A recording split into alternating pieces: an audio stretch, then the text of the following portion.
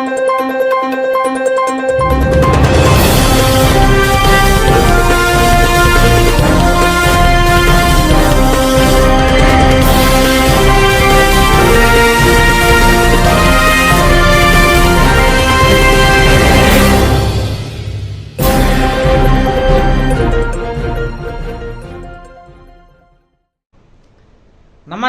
A1 Shri మీడియాకు స్వాగతం.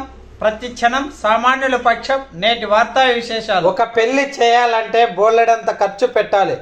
ఒక గంటలో జరిగే పెళ్లికి తల్లిదండ్రుల కష్టార్జితాన్ని దారపోయాలి. సామాన్య కుటుంబాలకు చెందిన వారు అప్పులు చేసి వివాహాలు చేస్తున్నారు. వివాహం అనంతరం వడ్డీలు కట్టలేక కడతేరుతున్నారు. సామాన్య ప్రజలకు ఎవరికి ఇలాంటి పరిస్థితి రాకూడదని భగవంతుని సంకల్పంతో భగవంతునిలా సామూహిక వివాహాలు చేయటానికి మేమున్నామంటూ శివపార్వతి దంపతుల్లా సాయికృష్ణ దంపతులు 24 జంటలకు ఉచిత సామూహిక వివాహాలు చేశారు.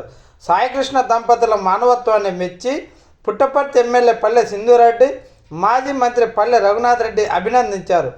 పేదలు తమ కుటుంబంలో వివాహాలు చేయాలంటే ఎంతో ఖర్చుతో కూడుకున్న వ్యవహారమని పుట్టపర్తి ఎమ్మెల్యే పల్లె సింధురెడ్డి, మాజీ మంత్రి పల్లె రఘునాథ్ రెడ్డి పేర్కొన్నారు.